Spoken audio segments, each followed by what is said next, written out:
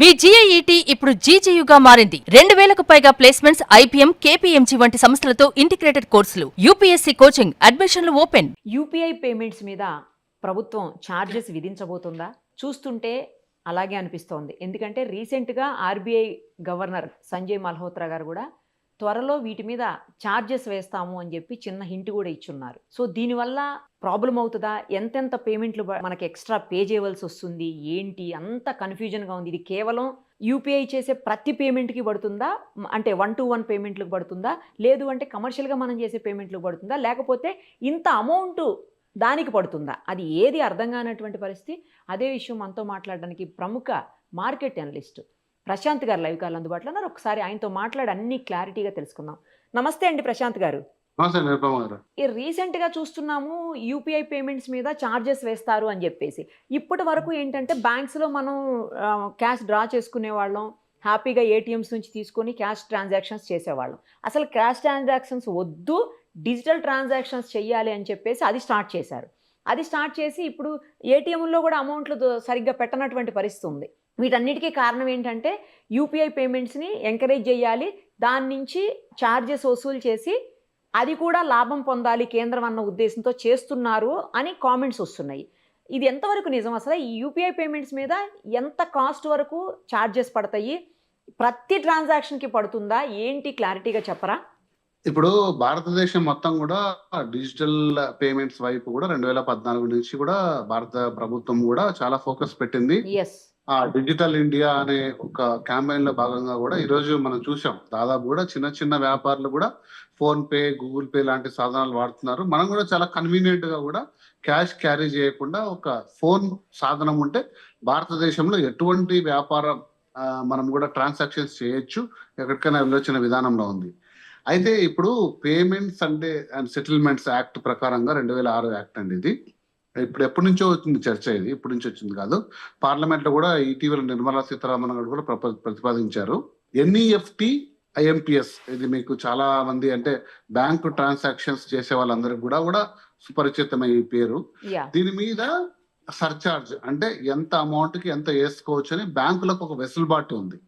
Okay, so ఆ వెసులుబాటు బ్యాంకులకు ఇచ్చేసింది. అంటే ఇన్ని లక్షలకు ఎంత వేసుకోవచ్చు, మీరు ఇలా చేసుకోవచ్చు, బ్యాంకులకు ఒక వెసులుబాటు ఉంది.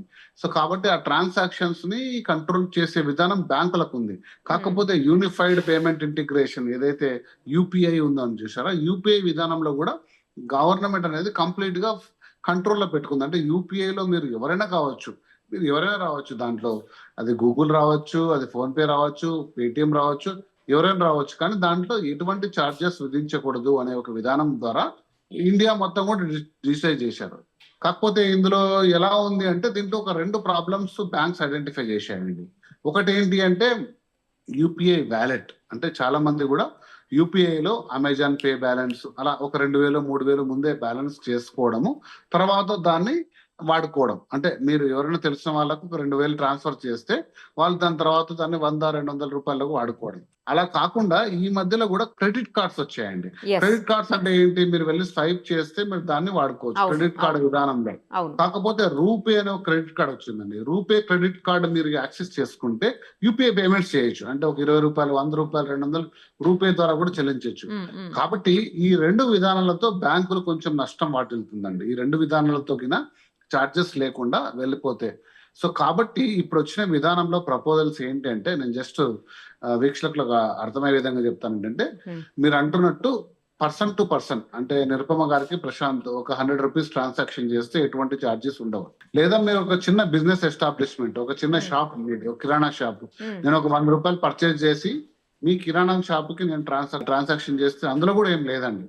కాకపోతే మీరు యూపీఐ వ్యాలెట్స్ ఉంటాయి చాలా, మీకు పేటిఎం లాంటివి కానీ, అమెజాన్ లాంటివి కానీ, అన్ని ఫోన్ పే కానీ, గూగుల్ కానీ, వ్యాలెట్స్ లో మీరు ఒక 2000 ఆ పైన మీరు అప్లోడ్ చేసి పెట్టుకుంటే, బ్యాలెన్సెస్ పెట్టుకుంటే అందులో 1% ట్రాన్సాక్షన్ ఛార్జ్ వేసుకోవచ్చు అని బ్యాంకులకు లేదా పేమెంట్ గేట్వేస్ కి వెసులుబాటు ఇచ్చిందండి. ఇదొక ఫస్ట్ చేంజ్. సెకండ్ చేంజ్ ఏంటంటే మీరు రూపే విధానంలో, అంటే మీ క్రెడిట్ కార్డ్స్ ని యూపీఐ విధానంలో వాడాలనుకుంటే అందులో కూడా ఒక 1% సర్చార్జ్ యాడ్ చేస్తున్నారు. అంటే మీరు ఒక పెట్రోల్ బంక్ లో 100 రూపీస్ పెట్రోల్ పే చేశారనుకోండి, 1 రూపీ మీకు అడిషనల్ గా యాడ్ అవుతుంది. ఎందుకంటే మీరు క్రెడిట్ కార్డ్ తో పేమెంట్ చేశారు. ఓకే ఇన్ని ఓకే రోజులు మీరు యూపీఐ లో కానీ బ్యాంక్ అమౌంట్ చేస్తే రూపాయి కూడా మీకు అదనంగా ఉండదు. అవును కాకపోతే రూపీ అనేది క్రెడిట్ కార్డు అంటే రియల్ టైం సెటిల్మెంట్ కాదు. అంటే కస్టమర్ ఎప్పుడో ఒక 40 రోజులకు ఇస్తాడు ఆ డబ్బులు, బ్యాంకుకి అప్పుడే రావు ఆ డబ్బులు. కాబట్టి ఇందులో మాకు పేమెంట్స్ కానీ సర్చార్జ్ కానీ మాకు ఒక వెసులుబాటు ఉండాలని బ్యాంకింగ్ రంగంలో ఎప్పటి నుంచో యూపీఐ విధానం వచ్చినప్పటి నుంచి కూడా చాలా మంది కూడా దీని వైపు సెంట్రల్ గవర్నమెంట్ వైపు ప్రధానంగా ఫైనాన్స్ మినిస్ట్రీ వైపు కూడా చాలా అపీల్స్ చేశారు. ఇందుకు అనుగుణంగా కూడా యూపీఐ విధానంలో ఈ 2 మార్పులు అయితే జరిగాయండి. అంటే రాబో రోజుల్లో యూపీఐ సెటిల్మెంట్స్ అన్ని కూడా సర్చార్జీలు వస్తాయా అంటే క్రెడిట్ కార్డ్ లాగా ఇప్పుడు మనం చూసాం, క్రెడిట్ కార్డ్ లో మీరు ఎక్కడ స్వైప్ చేసినా అదనంగా 1%, 2% మర్చెంట్ తీసుకుంటారు, పడిపోతాయి. అవును లేకపోతే కొన్ని విధానాల్లో కస్టమర్ కే అడుగుతారు. అవును. సో కాబట్టి అటువంటివి వస్తే యూపీఐని ఖచ్చితంగా ఏదైతే ఉద్దేశం ఉందో డిజిటల్ ఇండియా అనేది నీరుగారే రోజులు ఖచ్చితంగా వస్తాయి. కాకపోతే ప్రభుత్వం దీన్ని నిశ్చితంగా పరిశీలించి ఈ రోజు మీరు రూపే క్రెడిట్స్ కార్డ్స్ కానీ లేకపోతే యూపీఐ వ్యాలెట్ బ్యాలెన్స్ కానీ వీటి మీద సర్చార్జీలు విధించాలని నిర్ణయించింది. కాబట్టి దీంట్లో మీరు ఎటువంటి ఆందోళన గురికాల్సిన అవసరం ఏం లేదు. యూపీఐ పేమెంట్స్ అన్ని కూడా అది మీ ఏదైతే అది Google pay, phone pay, Paytm, Amazon, credit కానీ ఇలాంటి ఎటువంటి వాటి మీద కూడా మీరు చేసుకోవచ్చు. దాని మీద ఎటువంటి సర్చార్జీలు లేవు. ఈ వ్యాలెట్స్ కానీ లేకపోతే నేను చెప్పినట్టు రూపే విధానంలో ఉన్న క్రెడిట్ కార్డ్ పేమెంట్స్ కానీ వీటి మీద ఒక 1% అడిషనల్ సర్చార్జ్ వచ్చే సూచనలు మనకు ఉన్నాయండి నిపుణ్ గారు. అంటే కమర్షియల్ వాటికి అన్నట్టు అండి. ఇప్పుడు నాకు ఇంకో చిన్న డౌట్ కూడా ఉంది ఇందులో. ఏంటంటే ఇప్పుడు సపోజ్ ఒక బుక్ షాపో లేదు అంటే ఒక హాస్పిటల్ ఉందనుకుందాము. ఆ బుక్ షాప్ వ్యక్తి తన పేరు మీద తీసుకొని మనకు స్కానర్ అవన్నీ ఏర్పాటు చేసుకుని పెట్టుకున్నాడు అనుకోండి, అప్పుడు పేమెంట్ పడదు. అలా కాకుండా బుక్ షాప్ పేరు మీద తీసుకున్నాడండి, షాప్ పేరు మీద తీసుకున్నప్పుడు అది కమర్షియల్ అయిపోతుంది కదా, మరి అప్పుడు పడతాయా చార్జెస్? నాకు అర్థం కాలేదు. అందులో కూడా పడవా? అప్పుడు కూడా పడవండి నిర్భమ గారు. పర్సన్ టు మర్చెంట్ కూడా పడదండి. పడదు. నేను చెప్పాను కదండి, పర్సన్ టు మర్చెంట్ పడదు, పర్సన్ టు మర్చెంట్ కూడా పడదు. కాకపోతే మీరు ఒక 2000 రూపాయలు మీరు వ్యాలెట్స్ అనేవి వచ్చాయండి. వ్యాలెట్స్ మీరు అప్లోడ్ చేసి పెట్టుకున్నారు. వ్యాలెట్స్ లో ఒక సౌకర్యం ఏముంటుందంటే క్రెడిట్ కార్డు నుంచి అప్లోడ్ చేసుకోవచ్చు.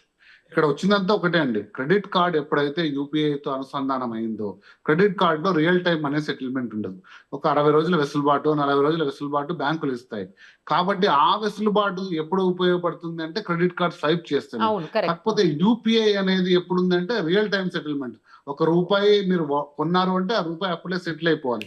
కాకపోతే ఇది ఒక 30 డేస్ వచ్చినప్పుడు బ్యాంకులకు సర్చార్జ్ వేసుకునే ఒక సౌకర్యం ఇంతకుముందు ఉంది. ఇప్పుడు యూపీఐ విధానంలో రూపే ఇంటిగ్రేషన్ కానీ వ్యాలెట్స్ తో కానీ ఆ సౌకర్యం కోల్పోయాయి. ఎవరైతే మర్చెంట్ కి ఇమీడియట్ గా రాదు. మీరు చెప్పారు కదా, ఒక బుక్ షాప్ వాడికి ఇమీడియట్ గా రాదు. సో లేదా బుక్ షాప్ వాడికి ఇమీడియట్ గా వచ్చినా బ్యాంకుకి డబ్బులు ఇమీడియట్ గా రావు. 4 రోజుల తర్వాత కస్టమర్ పేమెంట్ చేస్తే వస్తాయి. సో అందులో వాళ్ళు ఆ 30 డేస్ లో వాళ్ళు చాలా అంటే వాళ్ళు చాలా డబ్బులు దాని మీద ఇన్వెస్ట్ చేస్తారు.